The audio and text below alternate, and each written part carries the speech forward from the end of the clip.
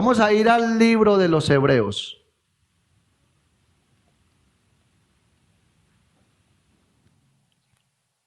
Vamos a leer en el capítulo 10,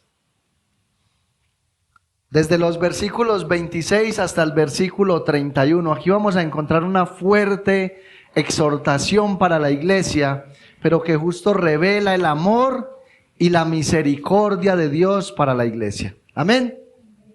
Hebreos capítulo 10, versículo 26 al 31.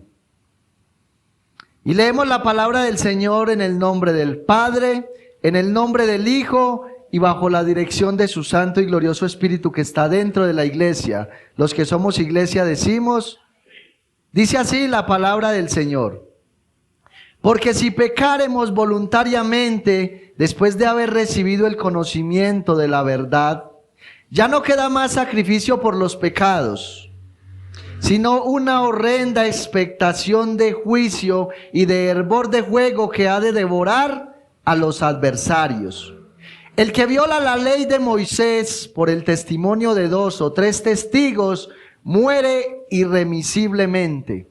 ¿Cuánto mayor castigo pensáis que merecerá el que pisoteare al Hijo de Dios y tuviere por inmunda la sangre del pacto en la cual fue santificado e hiciere afrenta al Espíritu de gracia? Pues conocemos al que dijo, mía es la venganza, yo daré el pago, dice el Señor. Y otra vez el Señor juzgará a su pueblo. Y mire cómo termina diciendo el versículo 31. Horrenda cosa es caer en manos del Dios vivo. Vamos a orar. Señor y Dios, en esta mañana nos presentamos delante de ti. Señor, hoy queremos seguir adorando y exaltando tu santo nombre. Ya lo hemos hecho, Señor, a través de cánticos, donde hemos expresado, Señor, la gratitud que hay en nuestro corazón por causa de quién eres tú, Señor, y por causa de qué es lo que has hecho cuando enviaste a morir a tu Hijo en la cruz del Calvario para darnos salvación y vida eterna. Hoy nos gozamos, Señor, en ti, y en este momento queremos seguir manifestando ese gozo de nuestro corazón al prestar la máxima atención a este mensaje que traes para nosotros como iglesia. Dios mío, exhórtanos a través de tu palabra, pero también, Señor, te pedimos que traigas ese refrigerio para nuestras almas. Glorifícate, Señor, en una manera muy especial. Quita toda sordera, Señor. Dios amado, que tú nos hables, Señor, que podamos escuchar atentamente a tu voz. Es lo que te pedimos en esta mañana, en el nombre de Jesús. Amén y amén. Gloria a Dios. ¿Puede sentarse? ¿Cuántos son los que dan gloria a Dios en este lugar? En esta mañana vamos a estar meditando bajo el título del mensaje. Horrenda cosa es caer en manos del Dios vivo. Medite bien en este título, mi amado hermano y mi amada hermana. Horrenda cosa es caer en manos del Dios vivo. Gloria al Señor. Gloria a Dios. Como decía ahorita, hablando acerca de ese taller de evangelismo en el cual estuvimos, la verdad, luego de uno escuchar todo lo que nosotros escuchamos, cuando uno medita en la manera como muchos en la iglesia viven, de la manera como viven, se siente dolor en el corazón. ¿Por qué? Porque hay muchos que creen que son cristianos. Porque hay muchos que aunque desde el púlpito se les advierte tantas veces, aún no lo han podido entender. Nosotros aquí, por lo menos yo, creo que ya lo he dicho por ahí 750 veces más o menos, pero lo voy a volver a repetir. Aquí va una vez más, 751 veces. No todo el que viene a la iglesia es cristiano.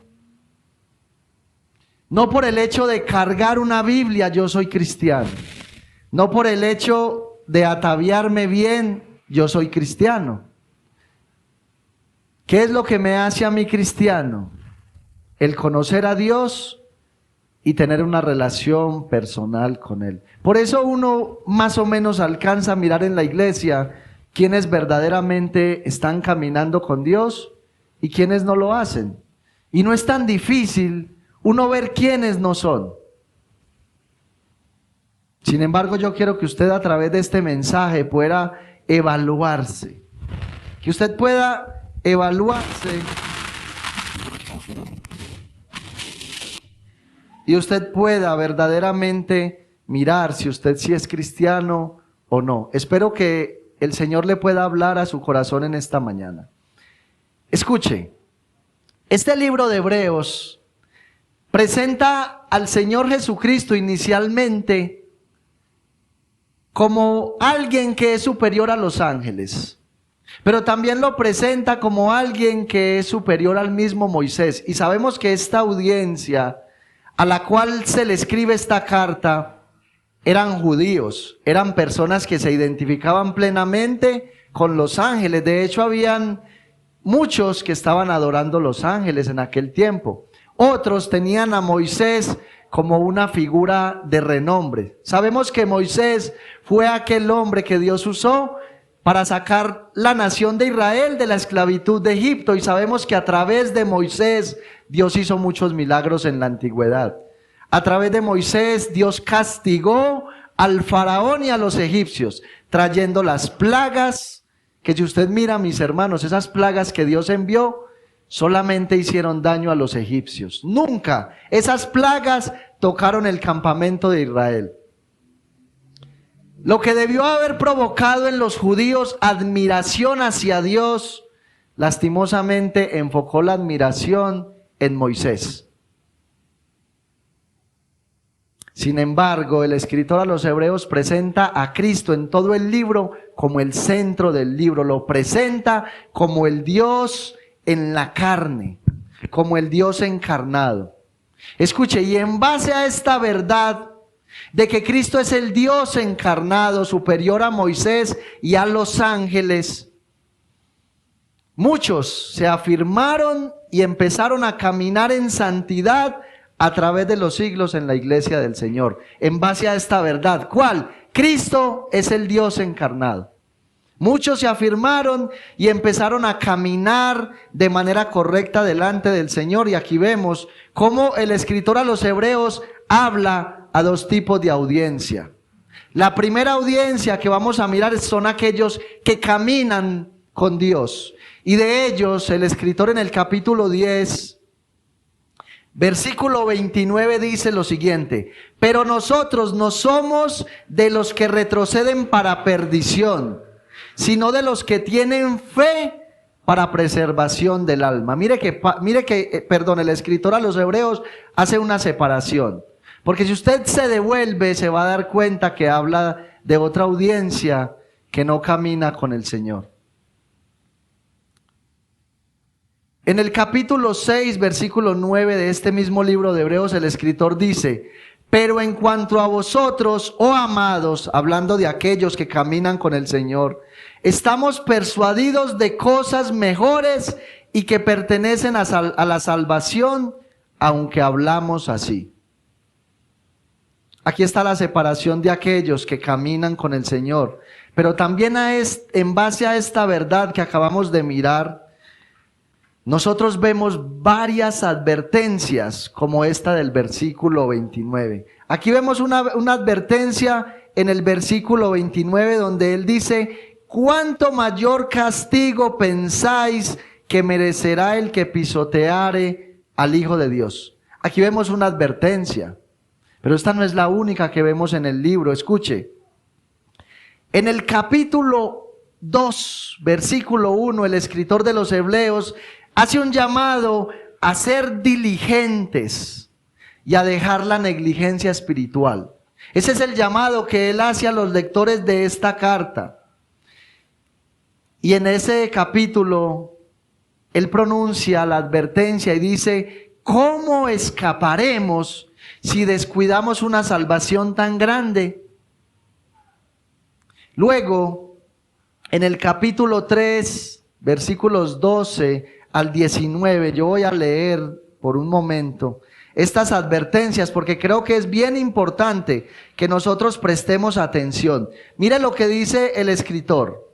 Capítulo 3 del libro de Hebreos, versículo 12 al 19, dice: mirad, hermanos, que no haya en ninguno de vosotros corazón malo de incredulidad para apartarse del Dios vivo. O sea, evalúese en cada uno y miren que en ninguno de ustedes haya corazón malo de incredulidad. ¿Para qué? Para que no se aparten del Dios vivo.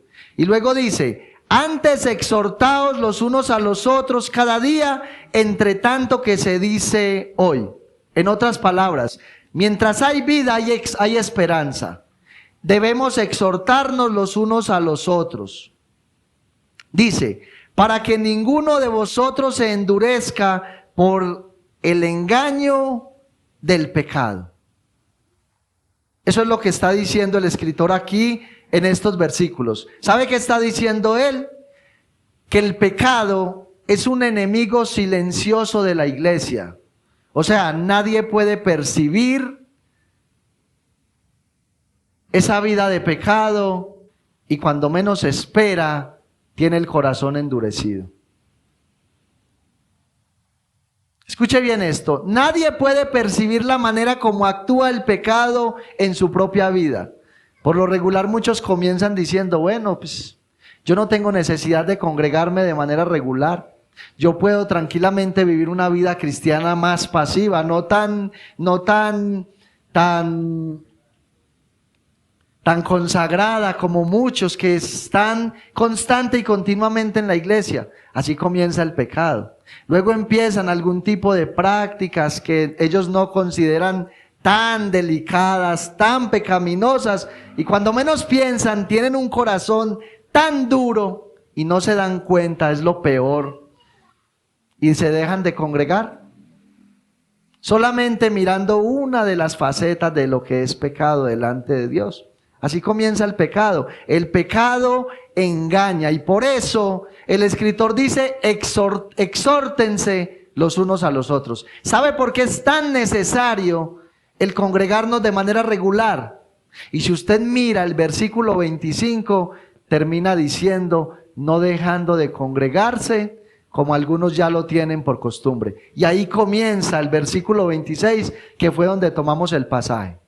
¿Sabe por qué es tan necesario que nos congreguemos de manera regular? Porque cada vez que nos congregamos, el Señor nos exhorta a través de su palabra.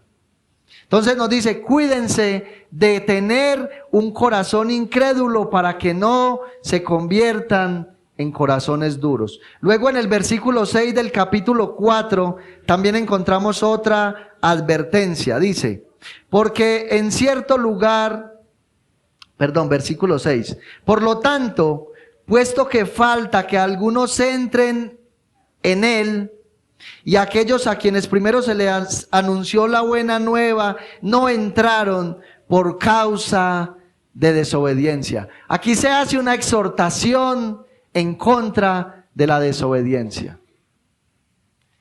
Si usted mira el capítulo 4 y el capítulo 5, ambos traen una fuerte exhortación. Capítulo 5, versículo 13. Y en ambas el escritor hace la exhortación. ¿Por qué? Porque hay un peligro inminente por causa de estas cosas. ¿Cuál es ese peligro? No entrarán en la tierra que Dios les prometió. No entrarán en el reposo. Esa fue la advertencia para la nación de Israel. Aquellos que tenían corazón duro de incredulidad, aquellos que eran desobedientes, ¿qué hizo Dios? Juró en su ira: no entrarán en la tierra prometida. Y el escritor trae esto para la audiencia del Nuevo Testamento que bien conocía estas historias, pero no para decirles: ustedes no van a entrar a esa Canaán celestial, a esa Canaán del tiempo pasado. Si ustedes siguen con sus corazones incrédulos, con sus corazones duros y andando en desobediencia, ustedes no van a entrar al reino de los cielos. Y finalmente encontramos otra advertencia en el capítulo 6, específicamente de los versículos 4 al 8, donde el escritor dice: porque es imposible que los que una vez fueron iluminados y gustaron del don celestial y fueron participantes del Espíritu Santo y asimismo gustaron de la buena palabra de Dios y los poderes del siglo venidero y recayeron, sean otra vez renovados para arrepentimiento, crucificando de nuevo para sí mismos al Hijo de Dios y exponiéndole a vituperio. Porque la tierra que bebe la lluvia, que muchas veces cae sobre ella y produce hierba provechosa a aquellos por los cuales es labrada, recibe bendición de Dios. Mire lo que dice el versículo 8. Pero la que produce espinos y abrojos es reprobada, está próxima a ser maldecida y su fin es el ser quemada. Mire esta fuerte advertencia. ¿Qué pasa con aquellas personas que son tardos para oír el mensaje, que no quieren atender a la voz de Dios? Dice que ellos no pueden dar frutos. Como son plantas inútiles que no pueden dar buen fruto, ellos están reservados para ser quemados. Aquí nos encontramos directamente con una ilustración que habla acerca del infierno. ¿Sabe qué pasa con aquellos que no quieren atender el mensaje y no lo quieren poner en práctica?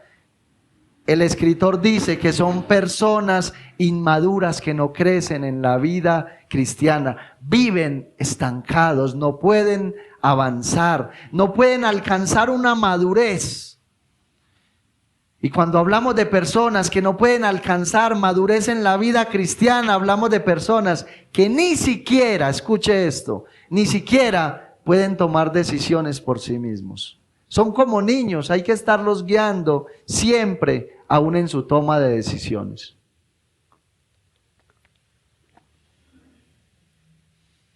Sin embargo, es probable que esta advertencia en contra del pecado voluntario es la más fuerte del libro, porque nos muestra lo que hacen tales personas. ¿Qué hacen ellos según este pasaje? Pisotean al Hijo de Dios.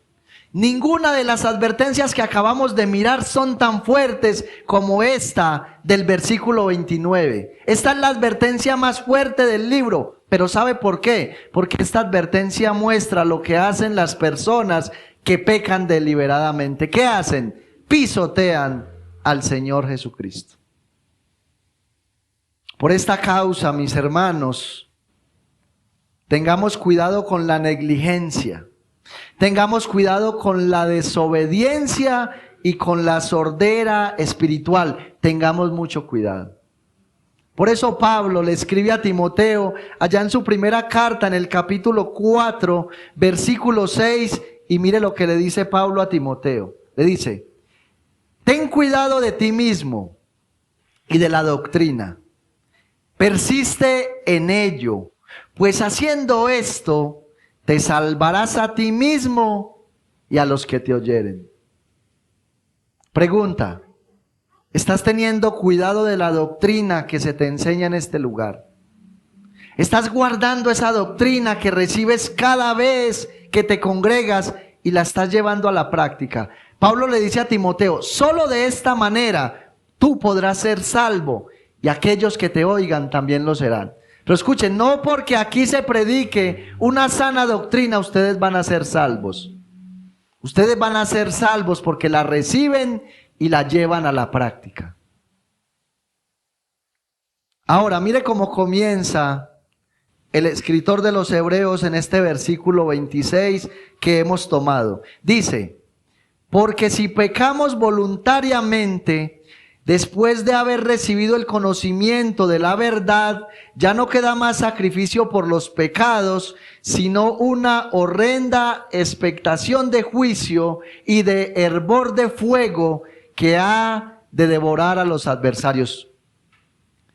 En la versión de las Américas, creo que se hace más claridad en este pasaje. Mire lo que dice,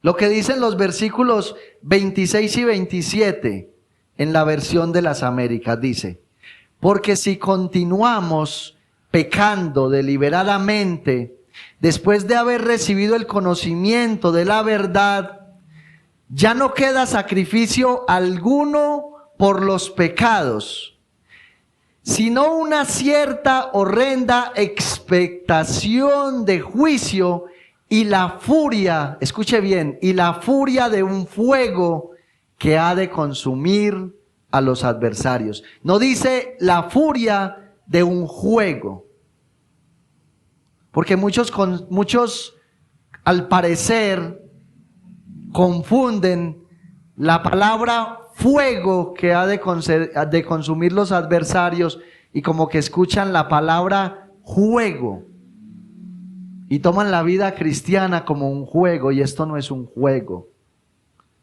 La vida cristiana es lo más serio que usted y yo debemos vivir. El mensaje del evangelio es lo más serio que usted y yo debemos recibir para poner en práctica, porque es Dios el que nos habla cada vez que abrimos las Escrituras.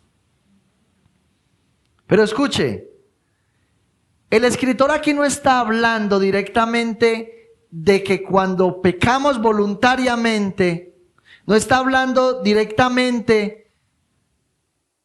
Preste bastante atención en esto que le voy a decir. De alguna manera todos pecamos siendo conscientes de lo que hacemos. Es decir, a usted nadie le pone un revólver en la cabeza y le dice: peque, tienes que pecar. O yo quiero hacer una pregunta: ¿a cuál de ustedes se le ha aparecido Satanás con una pistola en la mano y lo ha obligado a pecar? ¿A quién? ¿A quién Satanás se le ha aparecido, o de pronto alguien por ahí le ha puesto una pistola para llevarlo a pecar? Bueno, yo creo que a ninguno de nosotros. O sea que no estamos hablando de ese tipo de cosas. Este pasaje nos habla de personas que profesan fe en el Señor Jesucristo y están dentro de la iglesia, pero no quieren soltar el pecado porque lo aman. Escuche, están apasionadamente enamorados de Él a tal punto que ya la exhortación que reciben en ese mensaje no logra sacudirlos. ¿Se acuerda lo que decía el pastor ahorita? Yo me acuerdo de una película que yo vi que es de un enanito que lo adoptan en una familia, y ese enanito no es tan bebé como parece. Lo visten como un bebé porque piensan que es un bebé. Pero ese bebé llega y le hace un hurto al que él decía que era el papá. Y él se da cuenta y entonces lo coge así, como decía el pastor ahorita, y empieza a sacudirlo y empieza a caer todo lo que él se robó. Y finalmente hasta una pistola cae. Eso es lo que Dios quiere hacer con nosotros cuando nos predican la palabra. El Señor nos quiere sacudir. Pero entonces hay personas que han abrazado el pecado de tal manera que están enamorados, apasionados por el pecado, no lo quieren soltar. Es de ese tipo de personas que el texto está hablando, personas que pecan deliberadamente, y es tanto el amor, la pasión, el deseo de pecar, que ya Dios ni siquiera logra sacudirlos. La palabra de Dios no puede hacer efecto en ellos. Ellos son de los que habla el texto, que pecan deliberadamente. En el libro de Números, en el capítulo 15, de los versículos 27 al 32, se habla acerca del pecado por yerro. Y más o menos yo quiero decirles qué es el pecado por yerro. Escuche, no se trata tanto de un pecado accidental. O sea, el pecado por yerro no es un pecado accidental, sino que se trata de un pecado cometido por una persona que vive su vida en completa obediencia y entrega a Dios, sin ser perfectos, claro está. Mira lo que dice el texto, desde el versículo 27 en adelante del libro de Números. Dice: si una persona pecare por yerro, ofrecerá una cabra de 1 año para expiación. Y el sacerdote hará expiación por la persona que haya pecado por yerro. Cuando pecare por yerro delante del Señor, la reconciliará y le será perdonado. Esa es una persona que peca por yerro. O sea, estamos hablando de alguien que aunque peca, no ama ese pecado. Totalmente contrario al que peca deliberadamente, este aborrece ese pecado. Un ejemplo que nos podría hablar de lo que es el pecado por yerro, lo encontramos en el libro de Romanos, en el capítulo 7, cuando Pablo dice que el bien que quiero hacer, que el que yo quiero hacer, no lo hago. Estamos hablando de ese pecado que está dentro de nosotros, con el cual luchamos diariamente y tanto aborrecemos con el corazón. Por eso cuando el verdadero creyente peca, hay dolor en su corazón, se duele. Y es una persona que ama a Dios y aborrece ese pecado, aquel que constantemente está en lucha contra ese pecado. No se deja seducir fácilmente, no cae fácilmente, no lo quiere abrazar, pero ese pecado constantemente está atacando a su corazón. Hay momentos donde él peca, pero tiene que haber dolor. Pero entonces, luego, dice el mismo versículo: el nacido entre los hijos de Israel y el extranjero que habitare entre ellos, una misma ley tendréis para el que hiciere algo por yerro. Mire la diferencia, yo quiero que usted mire la diferencia. Aquellos que pecaban tenían una salida. ¿Cuál era la salida? Ofrecían una víctima inocente, ¿cierto? Y esa víctima moría. Y Dios tomaba el pecado de esta persona y lo descargaba sobre el animal. Ese animal era el que terminaba pagando por el pecado. Lo mismo pasa con nosotros en Cristo. Cuando usted y yo pecamos, no deliberadamente, sino de esta manera, y nos dolemos y vamos a la presencia del Señor a pedir perdón, el apóstol Juan nos dice que si alguno hubiere pecado, abogado tenemos para con el Padre, a Jesucristo el justo. Él es el que perdona y limpia nuestros pecados. Pero termina diciendo el texto: mas la persona que hiciere algo con soberbia, así el natural como el extranjero, ultraja al Señor. Esa persona será cortada de en medio de su pueblo, por cuanto tuvo en poco la palabra del Señor y menospreció su mandamiento, enteramente será cortada esa persona. Su iniquidad caerá sobre ella.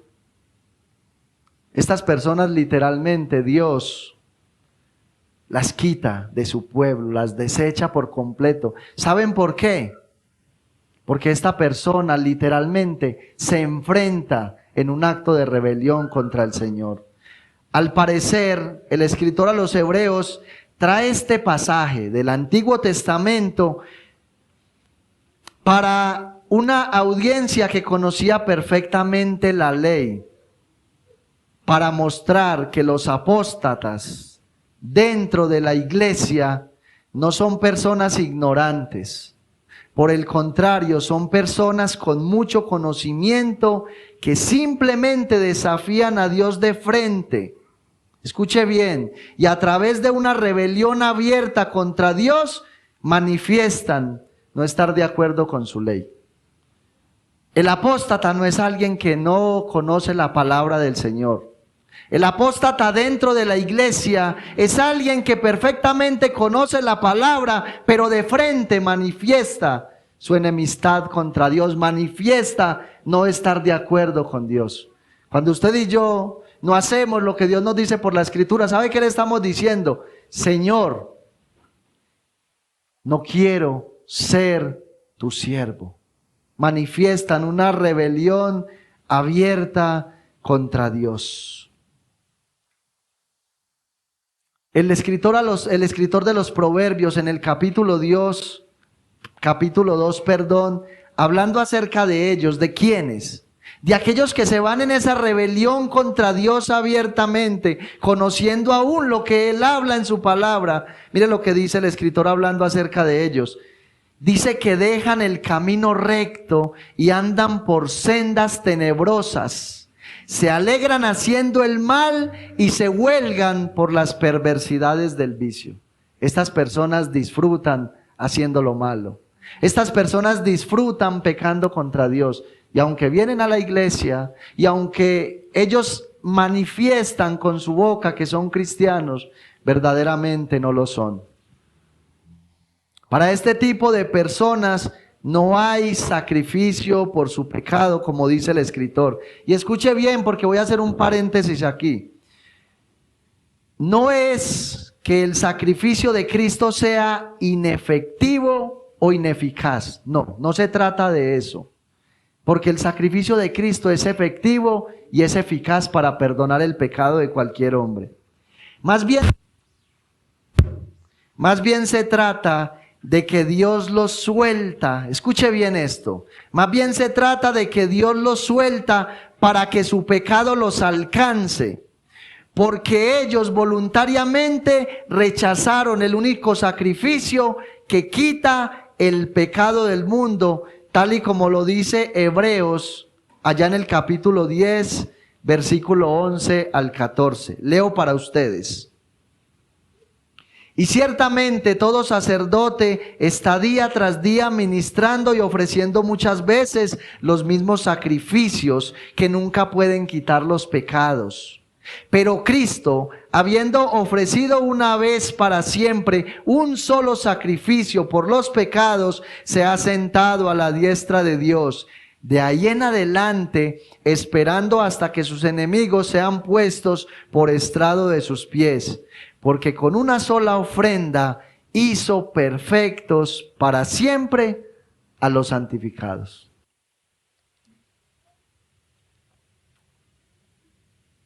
No se trata de ineficacia. Se trata de que el Señor suelta a aquellas personas para que ese pecado que han abrazado abiertamente, con toda su conciencia, los alcance y se cumpla en ellos su voluntad. Las personas que le dicen al Señor, Señor, yo no quiero hacer tu voluntad, yo quiero hacer la mía. Esas personas se dan a vivir en una vida de pecado y el Señor les habla y el Señor trata de hacerlos recapacitar y ellos le dicen, no, yo quiero seguir viviendo en mi vida de pecado. Y se llega un momento donde Dios le dice, ¿quieres seguir viviendo en tu vida de pecado? Está bien, y los sueltan. ¿Y sabe qué hace ese pecado? Los alcanza como una ola. Y ya no hay quien los pueda librar. ¿Sabe por qué? Porque ellos rechazaron abiertamente el único sacrificio que los puede limpiar de sus pecados. Y viene la sentencia que vimos en este versículo 29. Lo único que les espera es una fiesta de parte del Señor. Amén. Eso es lo que les espera, una fiesta con bombos, con platillos. Dice que les espera una horrenda expectación de juicio. ¿Qué significa esto? Esto significa que estas personas recibirán todo el peso de la ira de Dios. Recibirán todo el peso de la ira del Dios Santo. ¿Por qué? Por rechazar a aquel que la recibió en la cruz del Calvario. Escuche, es que ya Cristo recibió la ira de Dios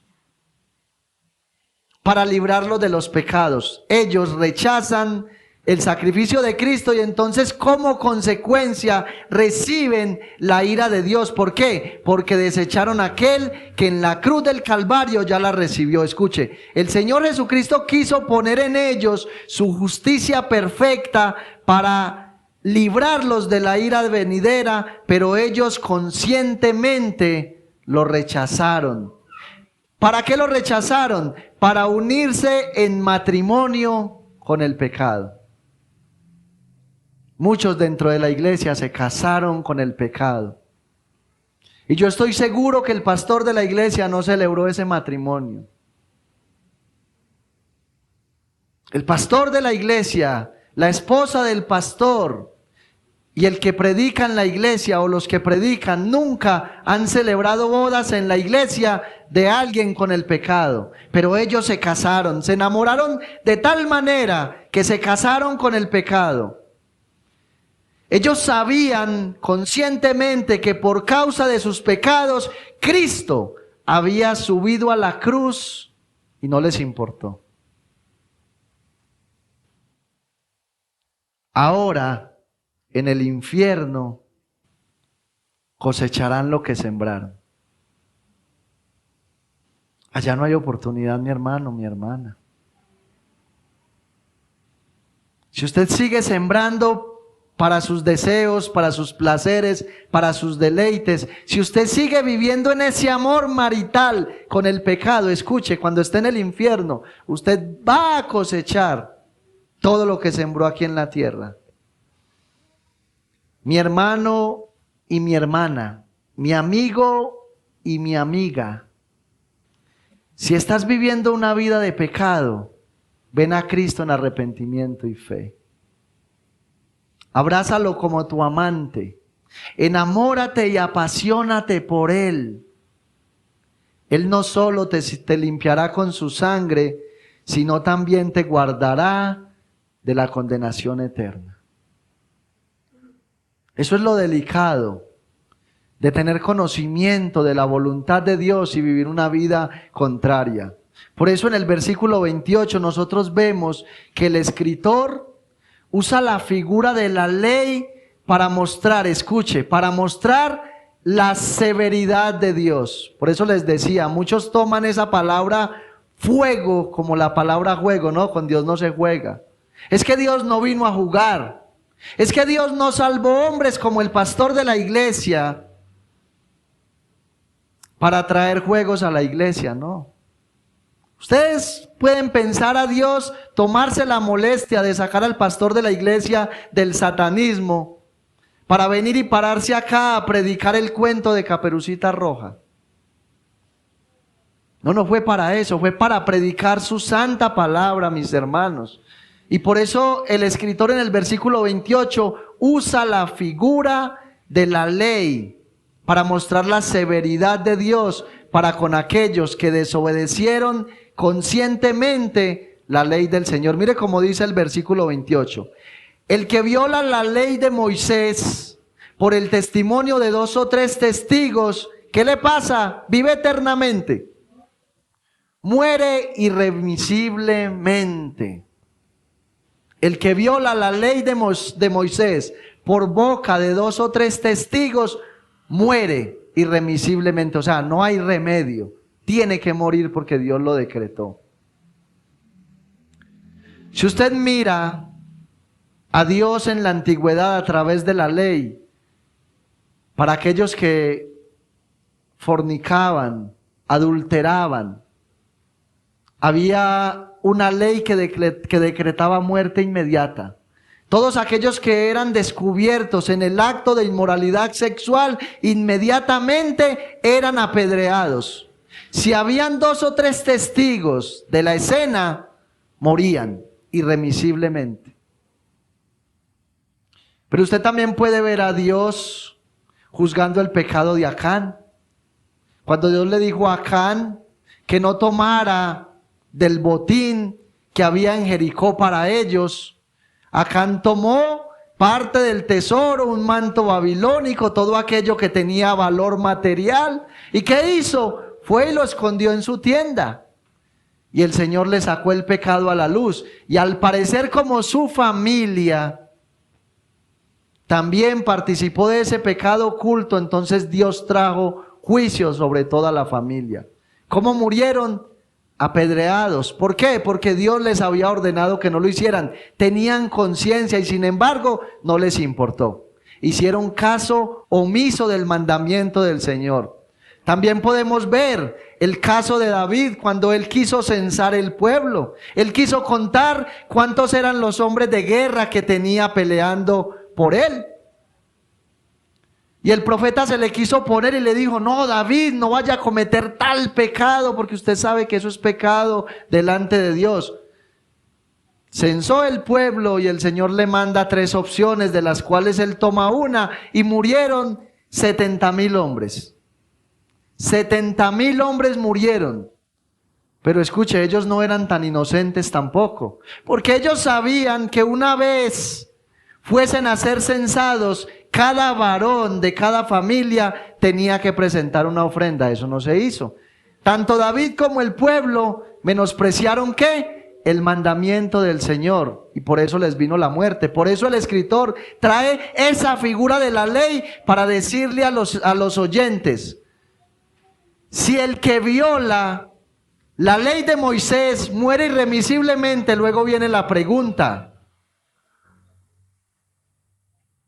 ¿cuánto mayor castigo pensáis que merece el que pisoteare al Hijo de Dios?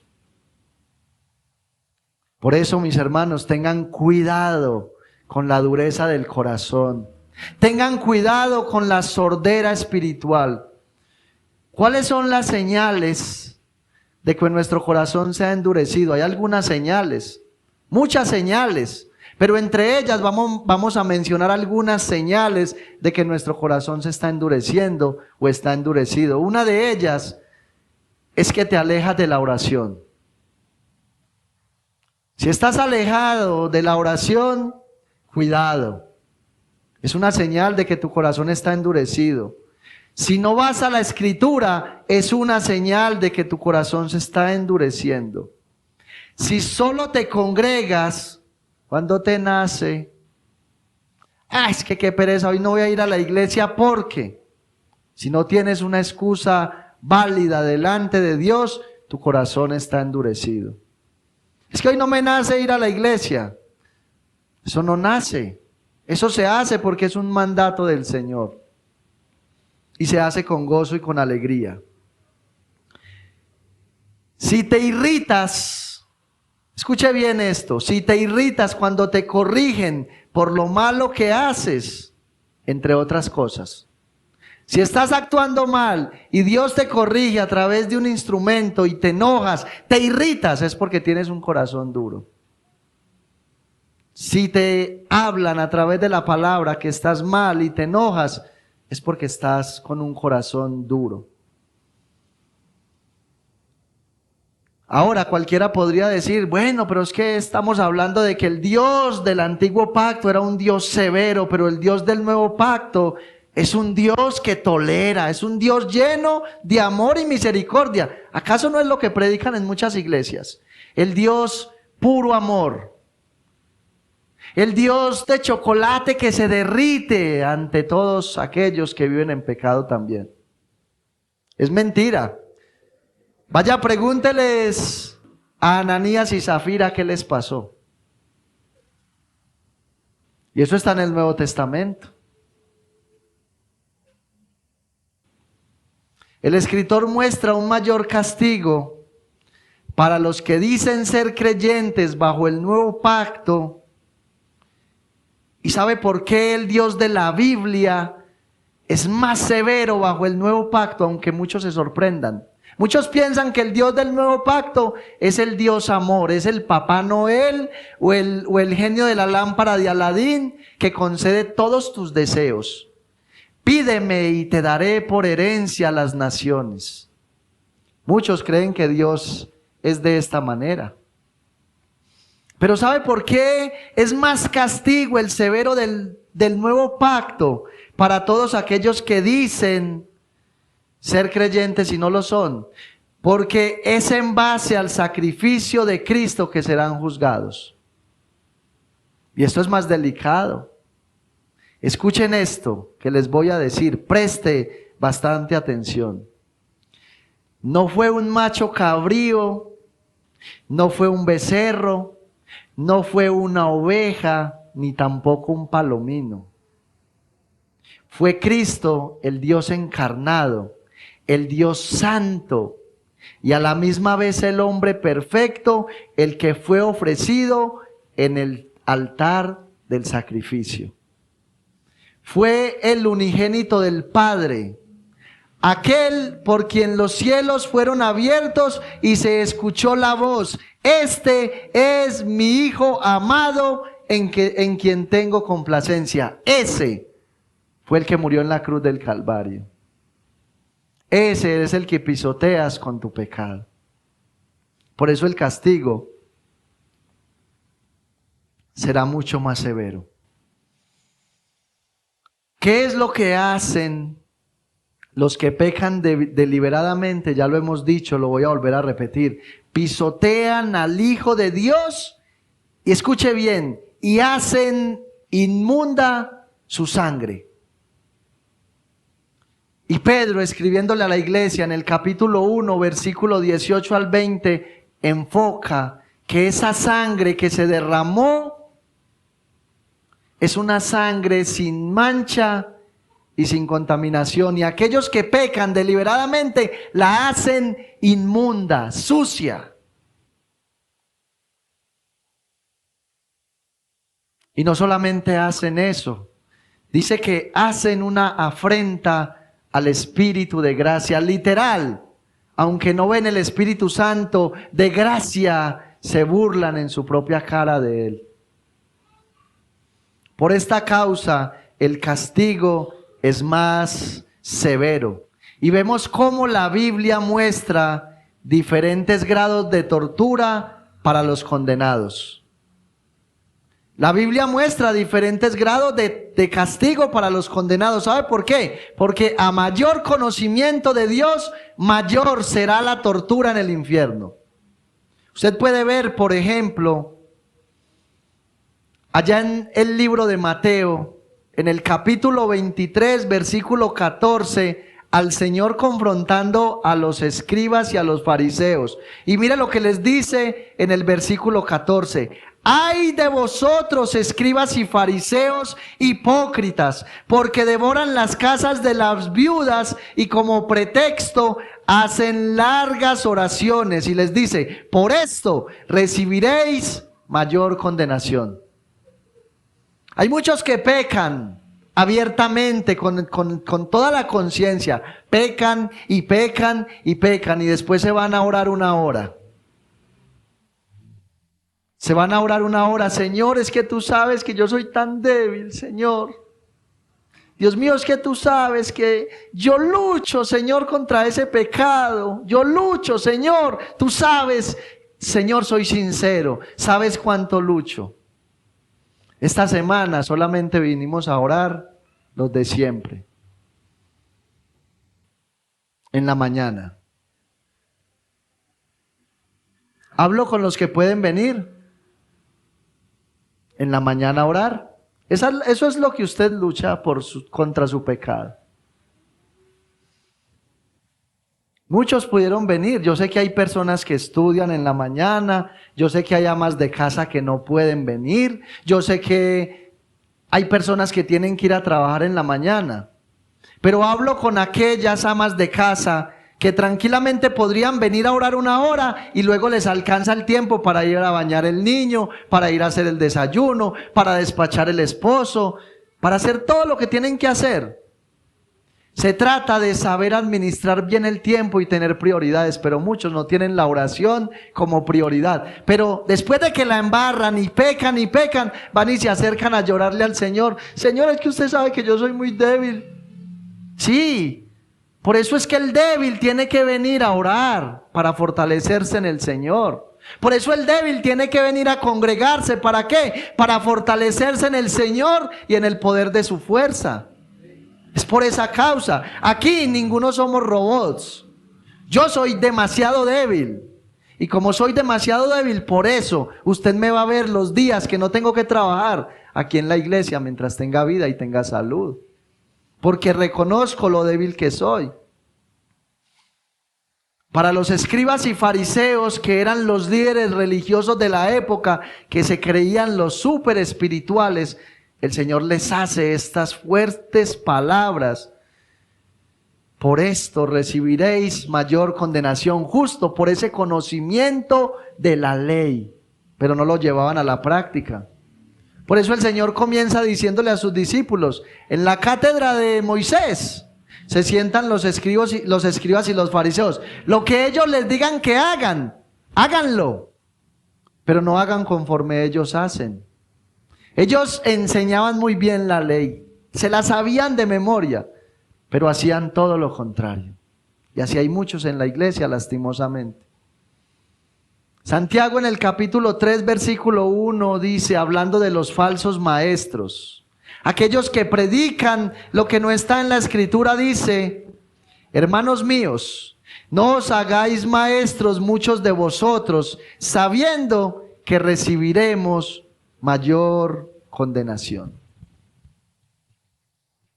Y si usted mira las palabras de Jesús hablando acerca del infierno, Él dice que allí en ese lugar de tormento será el lloro y el crujir de dientes.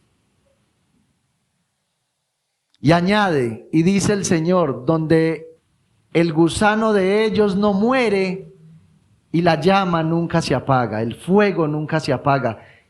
Ese gusano es esa conciencia que taladra día tras día, día tras día, y es un lugar eterno en el cual nunca, escuche, nunca la conciencia dejará descansar a los condenados. Cada mensaje que ellos escucharon aquí en la tierra va a taladrar en la mente.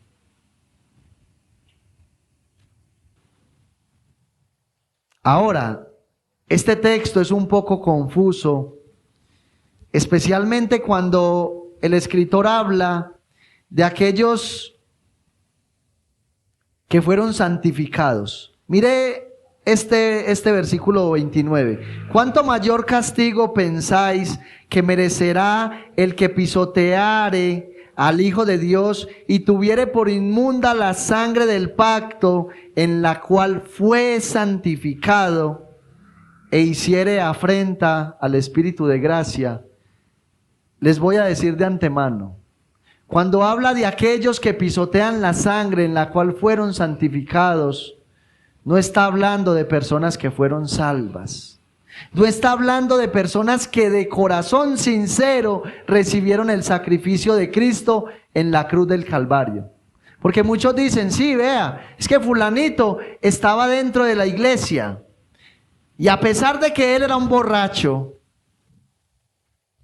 a pesar de que golpeaba a su esposa y le era infiel, a pesar de que no proveía para sus hijos, él estaba en la iglesia y él salió al frente e hizo una oración de fe. Él se vestía bien los domingos e iba con su Biblia debajo del brazo.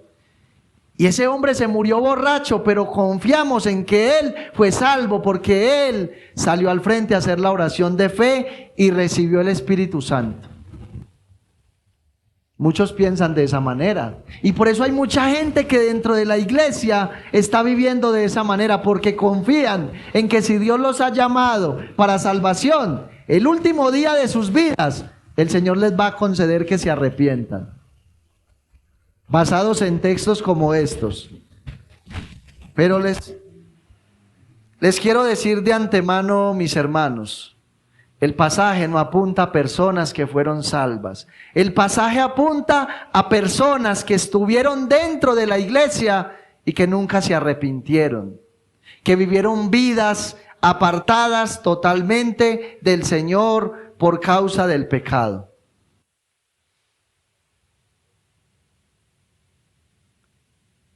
El mismo apóstol Juan claramente lo dice: salieron de nosotros, pero no eran de nosotros. Y él dice, porque si hubieran sido de nosotros, hubieran permanecido con nosotros. Eso dice Juan. Y tenemos un caso en la Biblia que nos puede ayudar a comprender un poco más esto. Si usted va al Evangelio de Mateo, en el capítulo 12, y usted lee, pues obviamente no lo vamos a leer por causa del tiempo, desde el versículo 1 hasta el versículo 45, usted se va a encontrar con varios episodios en el ministerio de Jesús con relación a los fariseos. Por ejemplo, desde el versículo 1 hasta el versículo 8, los fariseos empiezan a cuestionar a Jesús. ¿Por qué? Porque los discípulos de Jesús estaban recolectando espigas en el día de reposo y entonces se le acercan y le dicen: Señor, ¿por qué sus discípulos recogen espigas en el día de reposo.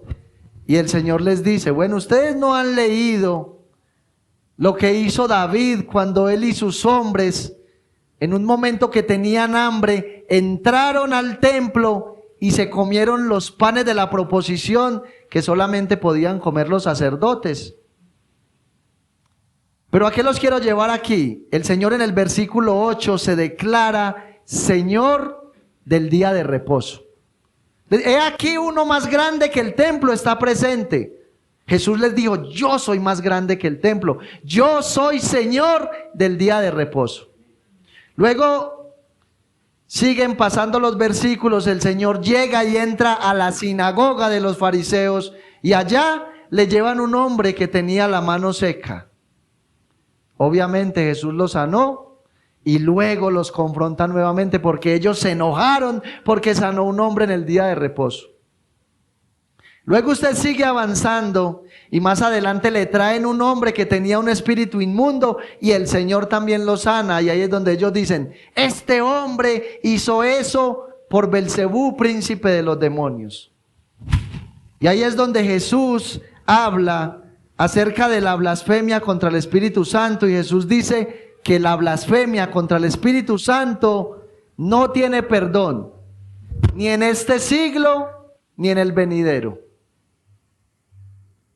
Escuche todo esto en relación con los fariseos.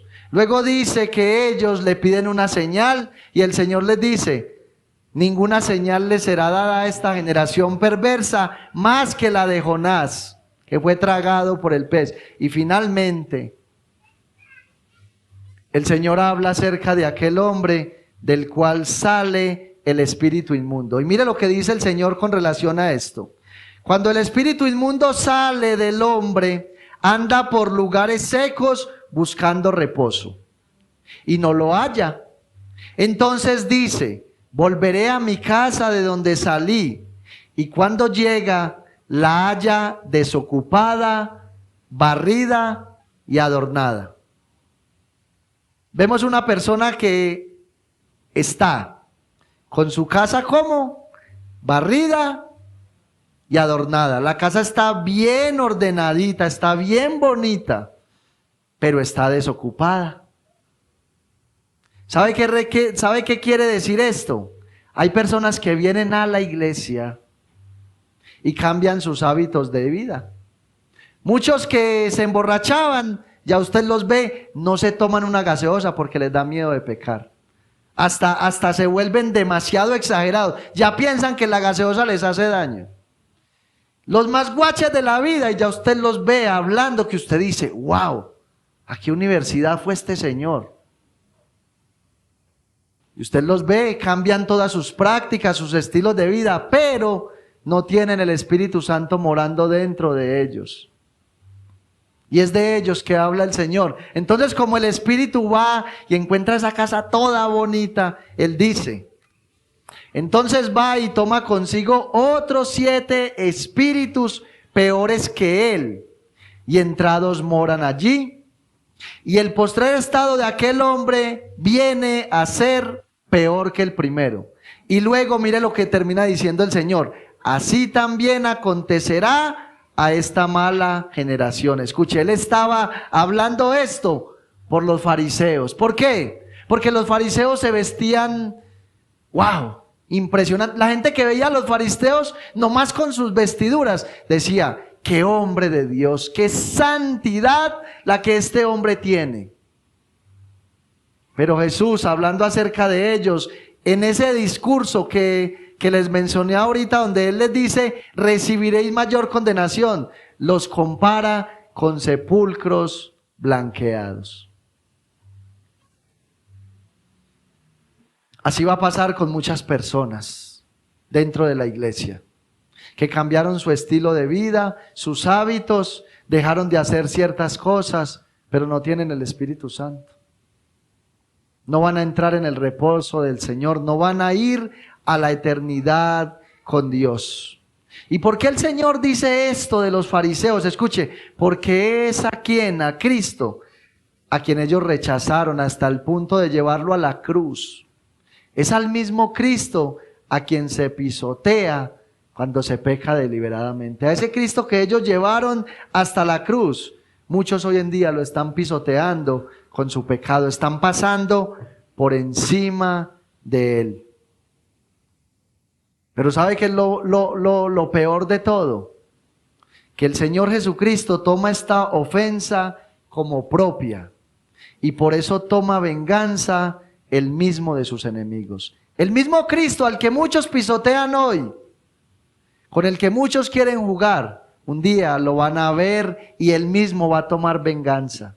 Mis hermanos, espero de corazón que ustedes no cierren el oído a este mensaje. Mire lo que dice el versículo 30 y 31.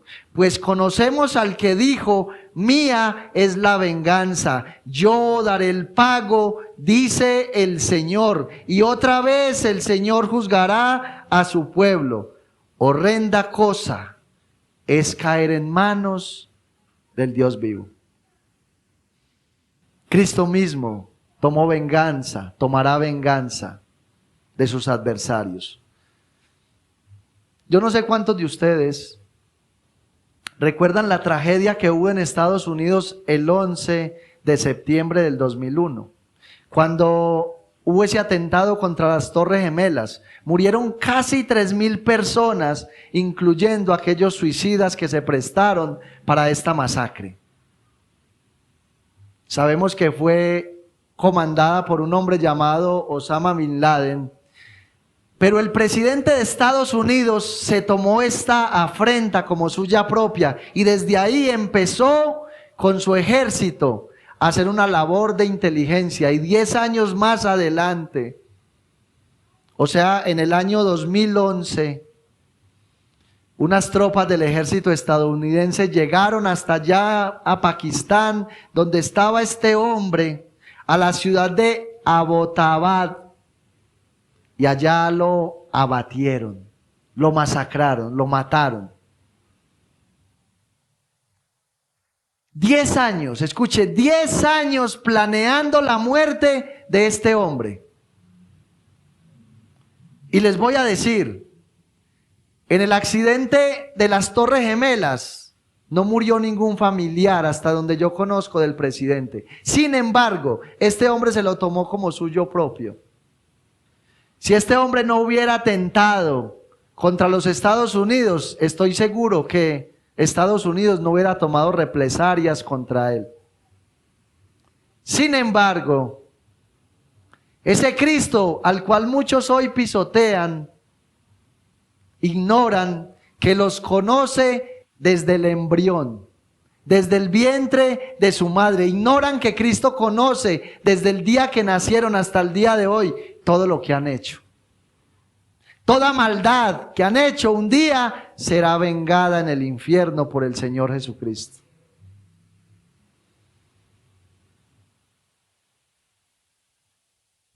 Él sí conoce los corazones de todos los hombres. Y Él es el que ha de juzgar. Por eso el escritor termina diciendo, horrenda cosa es caer en manos del Dios vivo. Esta es la advertencia más fuerte que hay contra la apostasía en el libro de los Hebreos. Yo espero que si usted realmente prestó atención a este mensaje, no simplemente permita que este mensaje llegue a su cerebro, sino que permita que este mensaje haga esa transformación y vaya a su corazón. Una de las frases más repetitivas del escritor a los Hebreos, y yo estoy seguro de algo, que cuando él escribió este libro, él escribió esta frase con dolor: si escuchas hoy su voz, la voz del Espíritu Santo, dice, no endurezcáis vuestro corazón. Mis hermanos, hoy tenemos oportunidad. La Biblia dice que mientras hay vida, hay esperanza. Hoy el Señor Jesucristo está haciendo un llamado para todos aquellos que no le conocen y les está diciendo que los quiere librar de la ira de Dios. Y aquellos que lo conocen y saben que están viviendo una vida no conforme a la voluntad de Dios, sino conforme a su propia voluntad, hoy también le está haciendo la invitación a que venga a Él en arrepentimiento y fe y escape de la ira venidera. Mis hermanos, yo estoy seguro de algo. Y es que esa historia que nosotros vemos en el libro de Lucas, del rico y Lázaro, no es una historia de ficción. Porque Jesucristo no vino aquí a la tierra a contar películas de ficción. Estoy totalmente seguro que no es una parábola, porque si usted mira las parábolas, usted nunca va a encontrar nombres propios en la parábola. Aquí se mencionan hombres objetivos, con nombre propio. Y la Escritura dice que este hombre, alzando sus ojos desde el Hades, miró a Abraham y le dijo: Padre Abraham, ten misericordia de mí y envía a Lázaro para que moje su dedo en agua y venga y refresque mi lengua, porque estoy atormentado en estas llamas. Mis hermanos, ¿qué puede hacer un dedo mojado en la lengua de un hombre que tiene su lengua pegada al paladar? ¿Qué puede hacer? Solo lo puede atormentar más, el deseo de saciar la sed. Y Abraham le dice al rico, le dice: hijo, muchos bienes tuviste allá en la vida mientras estuviste vivo, y Lázaro, solamente recibió males. Ahora las cosas se invirtieron. Él aquí es consolado. Lo que él no tuvo en la tierra lo tiene aquí en el cielo. Pero en cambio tú, allá eres atormentado. Y él le dice: bueno, entonces hagamos una cosa, Abraham, por favor. Vaya, envía a Lázaro para que les testifique a mis hermanos, para que ellos no vengan a este lugar. ¿Y cuál es la respuesta de Abraham? A Moisés y a los profetas tienen, que los escuchen a ellos. Pero mire lo que es la insensatez de los hombres que no hacen caso a la Escritura. Porque es que eso es insensatez, mi hermano. Escuchar a Dios hablar y no obedecer es insensatez. Este hombre le dice: no, padre Abraham, es que si alguno se levanta de los muertos, ellos se van a persuadir. Yo estoy seguro que van a creer. Y él le dice: si no oyen a Moisés y a los profetas, aunque alguno se levante de los muertos, tampoco se van a persuadir. Hay gente que viene a la iglesia buscando milagros, buscando sanidades, buscando mejores ofertas de empleo, buscando que el Señor sane a su pariente. Y no escuchan la palabra y no la obedecen porque ellos vienen por un interés propio. Pero la Escritura es el único medio de salvación que Dios ha dado para que la iglesia se arrepienta. Que este no sea un culto más para usted que quizás está viviendo en desobediencia, para usted que quizás está tibio o que ya está frío, para usted que verdaderamente ha vivido una vida conforme a su voluntad. Yo espero que no sea un culto más, yo espero que no sea cantaleta, yo espero que usted no sea uno de aquellos que más bien prefiere engañar la conciencia creyendo que el infierno no es real, para no obedecer al Señor. Escuche, no importa si usted cree o no cree. Un día, si usted no se arrepiente, va a estar en ese lugar. Quizás cuando esté en ese lugar, va a querer que su familia no vaya allá, pero no va a poder hacer nada. Por eso ahora, mientras hay vida y esperanza, ahora, mientras tanto que hay oportunidad para venir a Cristo en arrepentimiento y fe, le aconsejo que lo haga. Le aconsejo que empiece a vivir una vida conforme a la voluntad de Dios, que permita que Cristo a través del Espíritu Santo le transforme para que su familia vea a Cristo en usted y también vengan a Él en arrepentimiento y fe y se salven de ir a la condenación eterna. Vamos a orar. Amado Dios y Padre Santo, En esta hora, una vez más, te doy gracias por tu palabra. Gracias, Señor, por tu palabra.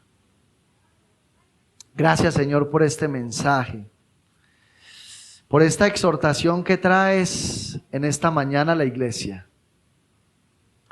Tanto para aquellos, Señor, que no caminan, como para aquellos que por pura gracia nos hemos sostenido hasta ahora. Entendiendo, Señor, que la advertencia es para creyentes y no creyentes. Porque el peligro de deslizarse, Señor, es tanto para los unos como para los otros. Ayúdanos, Señor, a creer este mensaje. Primero que todo, Señor, a creer este mensaje. A creer, Señor, que el infierno es real. A creer, Dios mío, que el tormento del infierno es real. Pero también ayúdanos a creer que Cristo es la única vía de escapatoria. Ayúdanos a creer que el sacrificio de nuestro Señor Jesucristo ha sido perfecto a través de la historia para librar las almas de la condenación eterna. Yo oro, Señor, en esta mañana por aquellos que han tenido corazones incrédulos hasta ahora. Yo oro por aquellos que han tenido sordera espiritual hasta ahora. Yo oro por aquellos que han tenido desobediencia hasta ahora, para que tú los atraigas a ti con cuerdas de misericordia. Aquellos israelitas, Señor, que desecharon la ley y el pacto, no entraron en el reposo, Señor, no pudieron entrar a la tierra prometida, y vimos a través de este texto que hay más severidad bajo el nuevo pacto por aquel que murió en la cruz del Calvario, el Dios encarnado, el creador del universo, el unigénito del Padre, el amado de Dios. Ayúdanos a creer, ayúdanos a temblar ante la realidad de la horrenda expectación de juicio que habrá para los adversarios de Dios. Ayúdanos a temblar ante el hecho de que tú un día, Señor Jesús, no vendrás como cordero, sino como juez, con severidad. Ayúdanos a temer, a temblar ante la realidad de que solamente hay oportunidad mientras estamos vivos, Señor. Cuando muramos, cuando partamos de esta eternidad, no habrá nada más que hacer, Señor, por nuestra alma. Yo ruego que este mensaje haga una transformación en nuestro ser interior que nos lleve a vivir una vida cristiana con gozo, con alegría, con gratitud para los que somos salvos por causa de tu obra en la cruz, porque recibiste el peso de la ira del Padre en nuestro favor y en nuestro lugar. Ayúdanos a tener gratitud y a caminar en base a ese sacrificio glorioso. Ayuda, Señor, a los que no son creyentes a reconocer sus pecados delante de ti, a venir a ti en arrepentimiento y fe, a buscarte a ti como el único refugio en medio de la tempestad que se avecina el día del juicio, Señor. Oro por los niños de este lugar para que también ellos, aunque no lo comprendan de una manera completa, ellos empiecen a conocer al Dios de la Biblia, empiecen a temer al Dios de la Biblia, empiecen a vivir con reverencia delante del Dios de la Biblia. A todos en este lugar, Señor, llévanos a vivir para la gloria de tu nombre. Ahora que tu iglesia sale de este lugar, Señor, yo te suplico que los lleves en bendición y en victoria, que ellos puedan meditar en esta palabra, que la puedan comer, que la puedan digerir y que la puedan disfrutar al vivir una vida separados del pecado, divorciándose de ese pecado el cual han abrazado en un matrimonio, Señor, y que vengan a ti y que tú seas ese amante, Señor, que haya un amor verdadero hacia ti, un amor placentero hacia ti, ese amor incomparable, Señor, que un día vino a morir en una cruz y que nos llevará hasta la eternidad contigo mismo, Señor. Bendícenos y llévanos adelante hacia tu victoria, hacia ese momento cuando estemos contigo en la eternidad, porque aún nos falta camino por recorrer.